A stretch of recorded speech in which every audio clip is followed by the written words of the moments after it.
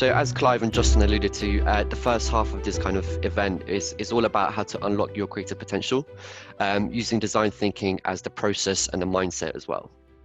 So just as a way of introduction, so my name is Nawid Obaydi. I lead the design thinking practice at Chaucer Group. At Chaucer, we're a consultancy firm, and we focus a lot on solving complex problems, particularly within the digital transformation space, and using design thinking as the mindset and the process to do that. So I'd like to just start off with a bit of context around what design thinking really is, and then go into a little bit more in-depth information about how to unlock creativity using that process. So what is design thinking? So it's really essentially a human-centered approach to innovation and complex problem solving. Now, when we talk about innovation, there's three key areas to this, which is the needs of people, the possibilities of tech, and the requirements for business success. And it's only the combination of all three of these where innovation truly thrives. Now, what does the design thinking process look like? So design thinking really incorporates something called the double diamond approach, which you can see on my screen here. It starts off with, an organization's or a function's or an individual's assumption of what the problem really is. And that assumption hasn't been validated or tested with the customer base. So the first step is really to go through the empathize stage. And the purpose of that is to really gain a detailed insight into your users. What are their pain points? What is their customer journey? And kind of, how do they interact with your product, solution, or service, for example, to really identify where you can make the most, where you can solve the most problems and identify the most value as well. Second to that, so once you've gained all of that detailed insight, and you can really put yourself into the customer's shoes, the second part is to really clarify that assumption that you created at the start. And that could really be, your assumption might be correct, but through your insight, you might find out that the problem is something completely different, in which case you need to really redefine your problem statement. The second diamond that you see on the right-hand side is really where the creativity process starts. So you come up with a lot of different ideas, you prototype, and you test those. When we talk about prototyping, there's two different areas that you can do this. One is low fidelity, which is low cost and low effort. And that includes things like sketching, wireframes, and also storyboards, for example. High fidelity is it's complex, it's high effort, and it requires a high cost as well. So things like minimum viable product implementation, as well as using tech such as augmented reality and virtual reality as well. So once you've created that prototype, you will then test it with your end users, get their feedback, iterate based on that feedback, and then once it's at a state where it's ready to go, you'll then roll it out and kind of manage and track adoption metrics as well. So within this process, there's really two key things that I want to highlight that really separates design thinking from other processes that are quite similar. The first is the iterative process.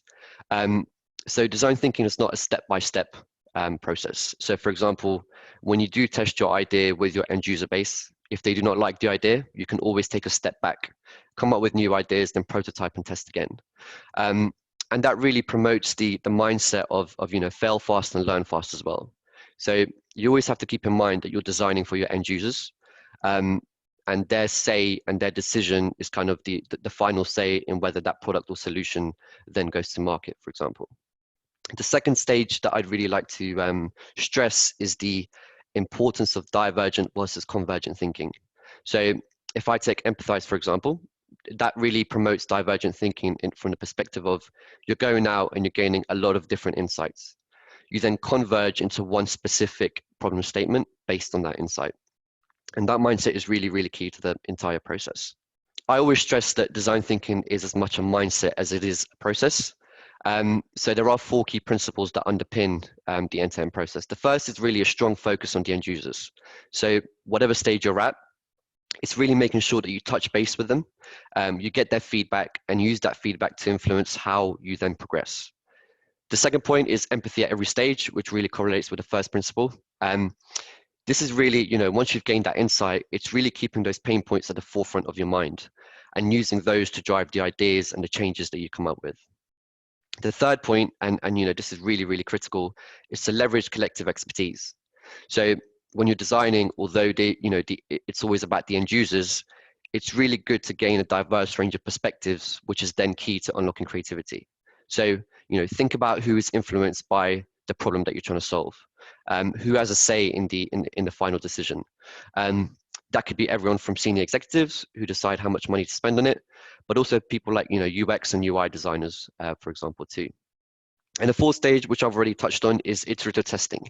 So design thinking really promotes the concept of fail fast and learn fast. And that really speeds up the process of going, a go-to-market, from taking a solution from just an idea to implementation. I've touched on convergent and divergent thinking as well, but what does this look like in today's world? So on the left-hand side is typically what a lot of large organizations go through today. They start off with an assumption of the problem, and the first thing they think is, right, let's think of ideas on how to fix it, and then let's go off and implement that particular solution. Now, what we typically find is the outcome of that particular kind of mindset is that you're creating something and you're putting a lot of money into something that when you then roll out, you get very poor return on investment and very poor adoption metrics as well. What design thinking really promotes is taking that step back and validating that assumption to say, right, what do our customers think about this? Is this really the problem, or is this just our assumption of the problem? And how can we truly touch base with them to help solve their pain points? And from there, you would then go on to create options and make choices from there. Design thinking promotes creativity, and it promotes innovation. But what does that look like in today's world? So I'd like to touch on something called the global creativity gap. And this was a study conducted by Adobe, and it was a study of across around 5,000 people across the US, UK, Germany, France, and Japan. And I've picked out three key kind of statistics that I think are really crucial to talk about. The first one is that 80% of the people interviewed felt that unlocking creativity was critical to economic growth, which is great, and that's fantastic. But only 25% felt that they were living up to their creative potential. And the last point does not surprise me at all, but 75% are under more pressure to be productive than creative at work. So what are some of the blockers to creativity? Now, what I really want to focus on is something called cognitive bias. And this is really a major blocker when it comes to changing mindsets to help your team become more creative. Now, I'm sure we can relate to a lot of these, but I'm going to pick a few out. And there's a lot of different types. So confirmation bias, for example. This is when you tend to listen only to the information that confirms your preconceptions. And it really impacts what you perceive the problem to be. And what design thinking really helps is to help overcome some of these biases from the kind of key thing about being a co-creating process. So you're relying on a range of different perspectives to help drive creativity, which kind of helps to overcome a lot of these different biases. How can you guys overcome the creativity gap within your own teams? So I picked out 4 key areas that I really want to touch on. The first one is about the environment in the workplace. You really need to think about things like light, sound, vibrant colors. How can you create an environment that really promotes creativity and promotes innovation? When you're running workshops, when you're running meetings, put your laptops away, put your phones away, start getting out the Post-its, the whiteboards, the markers, and really get people working by doing rather than just sitting at their laptops. The second point, which is really key to being part of design thinking, is to promote experimentation and support failure. Now, I'm sure we have a lot of leaders on the call today, but use techniques such as rapid prototypes and iterative testing to help kind of harness that process. The third point is kind of back up your process with a creative methodology, such as design thinking. And finally, empower your team. So I mentioned at the start that design thinking is as much a mindset as it is a process. And you really need to embed that mindset within your team by encouraging the no idea is a bad idea mindset. And help your team to remove the barriers of fear and judgment and be quite vocal in bringing ideas to the table. So I've touched on design thinking, I've touched on creativity, but creativity is only beneficial if you pair that with great design. And great design always starts with immersing yourself in empathy. So to help put this into a practical example, I'd really like to touch on the story of Doug Dietz, who was an industrial designer at GE Healthcare, and he's worked there for over 20 years or so. Now, Doug designed this pediatric scanner that you can see on my screen here. And to begin with, he was really happy about his solution. It's something that was going to save lives and really help people to improve their healthcare. But that really took a turn when Clive went to the hospital and he saw people's reaction to the machine, especially young children. There were kids that were crying before they went into the machine, and there were kids crying after they came out of it too, which really prompted Clive to really think about how can he improve the customer experience, really relating to children as the target market. And he set himself a challenge statement, which was, how could one create a scanner experience that children would love? And this was the end result. So what Doug did was he focused quite intently on the user experience, and he came up with a story that focused on a pirate ship. So when children would enter the scanner, they were told to really stay quiet so the pirates wouldn't catch them. And the results were quite immense. There was a huge increase in kind of positive feedback. And one of those was there was a story of a kid who said, "Mummy, can I go again?" Which was quite a stark contrast to what he experienced right at the beginning.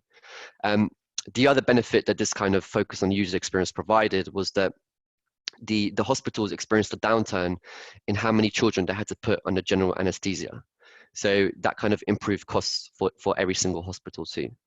So I just want to stress that, innovation and creativity doesn't have to mean starting a solution from scratch. If you focus on the user experience and create a story to the solution that you're creating, that can really provide great benefits, as you can see on my screen. So in a nutshell, we all need to be more like Doug. So what did Doug do that really kind of, how did he become more creative? The first thing that he did was he practiced observing. He went to the hospitals and he listened with his eyes, which is really, really critical. What he did was he observed his target market as they interacted with his product. And he looked at the people that were also interacting with that product too. The second point was that he identified and he learned from extremes. Now, he could have focused on the adult market, who were, probably quite receptive to going into that machine. But he focused on another part of the extreme, which was children. And they were, they hated the machine, which was one extreme that he focused on. And that's really key, because what he did was he obtained a range of perspectives. And he pushed beyond his initial assumptions with the end result of creating a fresh, innovative idea. The third point was that he conducted an effective research interview. So he went out, he spoke to parents, he spoke to people that use the machine, and he gained a wide variety of perspectives. Now, within effective interviews, what we see a lot of organizations doing today is focusing on the questions. But another part of that, and what design thinking really promotes, is focusing on body language. So how receptive are people to the questions that you're asking, and what kind of answers are they giving you based on, their body language? And to really iterate, building trust is key to gaining deep and honest insights. So to summarize, design thinking, like I mentioned, is as much a mindset as it is a process. Thinking about others really helps you generate and choose better and more creative ideas. Overcoming cognitive bias and embedding creative confidence in your teams are key to innovation. Always keep the end user in mind when you are designing product or solution. And really, if you see yourself, ideating right from the outset, pull yourself back. Develop that self-awareness where you can say to yourself, right, let me take a step back and really analyze whether the problem that I think is the problem, I need to validate that with my end users. I need to see whether my assumption is actually correct. I need to really gain a deep insight into what their pain points are, so that then I can then create solutions that help to overcome those problems. And that's it from me.